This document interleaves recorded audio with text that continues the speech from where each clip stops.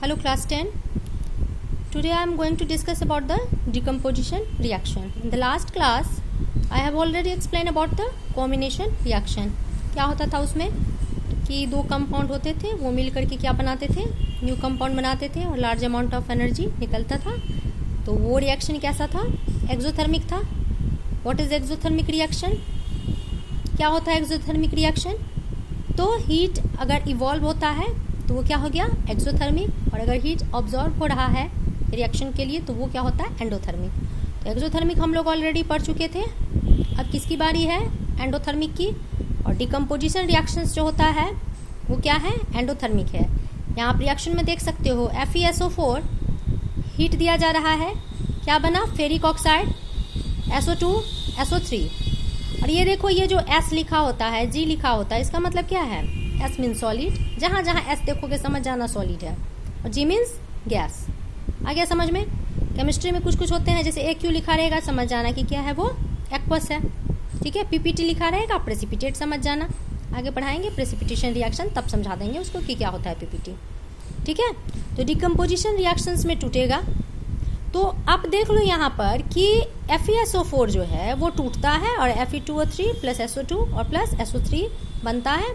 और देख low heat निकल रहा है ना. अब देखो ये फेरस सल्फेट है FeSO4 डॉट 7H2. यहाँ देख रहे हो इसको, ये क्या है? क्रिस्टल किसका है? फेरस सल्फेट का है. तो ये जो डॉट H2O लगा देता है, ये वाटर क्या है? वाटर ऑफ क्रिस्टलाइजेशन है. ठीक है.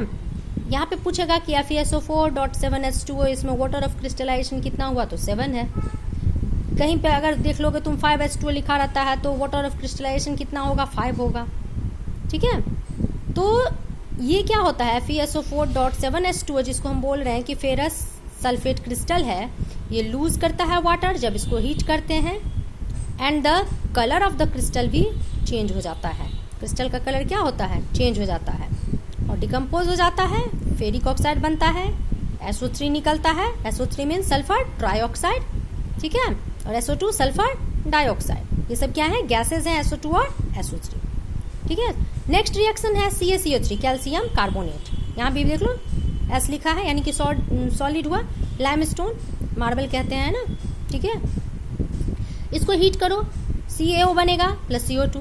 CaO क्या हो गया? क्विकलैम. और क्विकलैम हम उस दिन पढ़ाए थे, वो व्हाइट वॉशिंग वाला जब बता रहे थे तो उसी दिन हम उस वीडियो में बताए हुए हैं. और प्लस CO2 गैस क्या हो गया? रिलीज हुआ. तो calcium oxide is called quicklime. CaO क्या है? क्विकलैम है. ठीक है. तो CaCO3 क्या होता है कि डिकम्पोज होता है और क्या बनता है? Calcium oxide and carbon dioxide gas is released. इसको हीट करोगे, बिना हीट करे टूटेगा नहीं, तो हीट करते हैं तो it is also endothermic reaction. तो फर्स्ट वाला भी रिएक्शन क्या था? एंडोथर्मिक. सेकंड वाला भी क्या हो गया? एंडोथर्मिक. तो डिकम्पोजिशन रिएक्शंस करने के लिए हमको हीट की जरूरत पड़ती है. So this reaction is called endothermic because it takes the heat. और जो कॉम्बिनेशन पढ़े थे that release heat, so that is called exothermic reaction. अब समझ गए? एक्सो मीन्स हीट रिलीज करेगा और एंडो मीन्स हीट लेगा. ठीक है. ये हो गया. अब देख लो और भी बहुत सारे रिएक्शंस हैं, उसको तुम लोग देख लेना. अब एक रिएक्शन देख लो, इधर मैं दिखा रही हूँ तुमको, इधर देख लो. यहाँ देखो AgCl सिल्वर क्लोराइड है. ठीक है. इसको क्या किया हुआ है? चाइना डिश में डाल दिया है. देखो यहाँ पे एक्सपेरिमेंट है. चाइना डिश में क्या किया है? डाल दिया है सिल्वर क्लोराइड को. सनलाइट है. अब ये क्या होगा?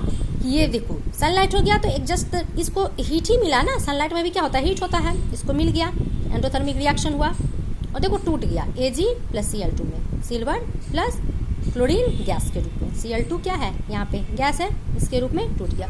उसी तरह सिल्वर ब्रोमाइड का भी होगा. मैं नेक्स्ट पेज पे दिखा रही हूँ तुमको. देखो सिल्वर ब्रोमाइड. ठीक है. यहाँ भी देखो AgBr, सनलाइट आया, Ag प्लस Br2 क्या हो गया? गैस हो गया. और यहाँ सिल्वर तो है ही. ठीक है. तो ये जो रिएक्शन है, द अबव रिएक्शन जो होता है वो यूज होता है ब्लैक एंड व्हाइट फोटोग्राफी में. ये अधिकतर जीके में पूछता है. आगे जब मैंने बहुत बार देखा जनरल कंपटीशन वगैरह में पूछता है कि कौन से रिएक्शंस यूज होता है फोटोग्राफी में, तो यही वाला रिएक्शन है. AgBr, सनलाइट उसके प्रेजेंस में क्या होगा, Ag प्लस Br2, ठीक है। तो decomposition reaction requires energy either in the form of heat, light और electricity for breaking down the reaction. यहाँ देखो, या तो सनलाइट जब हम कहे तो क्या हो गए, ये किसके फॉर्म में हुआ, लाइट के फॉर्म में। जो हम पहले हीट डाल रहे थे तो वो किसके फॉर्म में था, हीट के फॉर्म में। इलेक्ट्रिसिटी भी डालेंगे, वहाँ भी ब्रेक डाउन होता है। तो किसी भी तीनों फॉर्म में आकर के अगर टूटता है, तीनों यूज करके टूटता है, तो ये रिएक्शंस जो है वो क्या है, एंडोथर्मिक रिएक्शन है। तो reaction in which energy is observed are known as endothermic reaction. आ गया समझ में, ठीक है। अभी हम लोग चलेंगे डिस्प्लेसमेंट रिएक्शंस की तरफ, ठीक है। हम किस पे चलेंगे, डिस्प्लेसमेंट रिएक्शन पे हम चलेंगे। डिस्प्लेसमेंट का मतलब क्या हो गया, एक को डिस्प्लेस कर देना। ऐसे समझ लो कि जो ज़्यादा ताकतवर होता है ना, वो कम ताकतवर को क्या करेगा, थोड़ा सा हटा सकता है, ठीक है। अभी मान लो एक एग्जांपल दे रहे हैं कि दो लोग बैठे हुए हैं और किसी तीसरे बंदे को मन किया कि नहीं हम एक्स, मान लो एक एक्स और एक वाई नाम का बंदा बैठा हुआ है, ठीक है। एक जेड नाम का बहुत ताकतवर आया, उसको मन है कि हम एक्स के पास बैठें और वाई को हटा दें। वो इजी वे में क्या करेगा, वाई को उठाएगा, उसको बगल में डाल देगा, खुद बैठ जाएगा एक्स के पास। लेकिन अगर मान लो कि डब्लू नाम का कोई बहुत ज़्यादा वीक आ गया, वो उठाने जाएगा और नहीं उठेगा उससे, तो वो नहीं कर पाएगा। तो इसका मतलब जो स्ट्रांग होगा वही डिस्प्लेस कर पाएगा, ठीक है। जो वीक होगा वो डिस्प्लेस नहीं कर पाएगा, वो खुद ही डिस्प्लेस रहेगा। समझ गए। तो ये देख लो, यहाँ है ना experiment, iron nails dipped in copper sulphate solution, है ना। अब इसके लिए तुमको क्या करना पड़ेगा ना, रिएक्टिविटी सीरीज होता है, उसको तुमको याद करना पड़ेगा। उसका कुछ ट्रिक भी है, ऐसे ट्रिक्स वगैरह पहले ऐसे याद करो, मैं बता दूंगी बाद में, मैं ट्रिक बता दूंगी किस तरीके से याद करना है, ठीक है।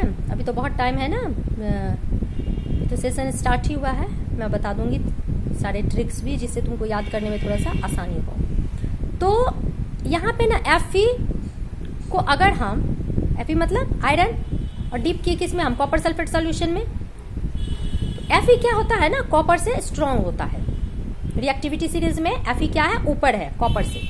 अब इसने क्या किया भाई, इसने कॉपर को कहा कि भाई साइड हट तू, और Fe ने SO4 के साथ कॉम्बिनेशन कर लिया और बन गया आयरन सल्फेट, और बेचारे कॉपर को इसने अलग कर दिया, ठीक है, क्योंकि ये कॉपर से क्या था, रिएक्टिविटी सीरीज में ऊपर था। तो Fe, अब मैं रिएक्शन की तरफ जाती हूँ, देख लो तुम रिएक्शंस, देखो इधर आ रही है, देखो Fe प्लस CuSO4, ठीक है। अब देखो इसने क्या किया, FeSO4 Cu को अलग कर दिया ना, क्योंकि आयरन क्या था, कॉपर से ज्यादा स्ट्रांग था। सेम देख लो Zn प्लस CuSO4, Zn भी स्ट्रांग है Cu से, इसने क्या किया, Cu को कहा भाई चल साइड हट, और ZnSO4 प्लस Cu बन गया।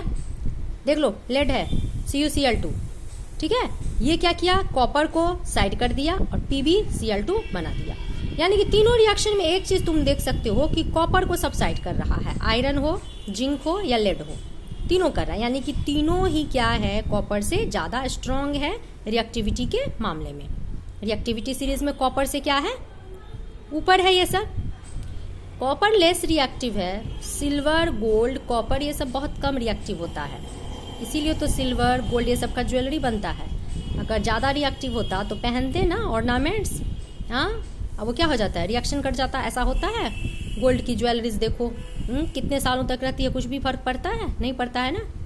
और कॉपर भी इसीलिए तो यूज़ होता है इलेक्ट्रिसिटी में। जब 10 में पढ़ोगे तुम लोग करंट इलेक्ट्रिसिटी, तो कॉपर भी क्या है, लेस रिएक्टिव है ना, गुड कंडक्टर है, लेकिन रिएक्टिव ऐसा नहीं है। नहीं तो रिएक्टिव हो जाएगा तो क्या होगा, वायर जिसका अंदर में बनता है, अंदर में तो रहता है कॉपर का तार ना, क्या हो जाएगा, सब रिएक्शन करने लगेगा, तब तो शॉर्ट सर्किट ही हो जाएगा इस तरह से अगर रिएक्शन करने लगेगा तो ये कॉपर सिल्वर गोल्ड ये सब क्या होते हैं, लेस रिएक्टिव होते हैं, ठीक है।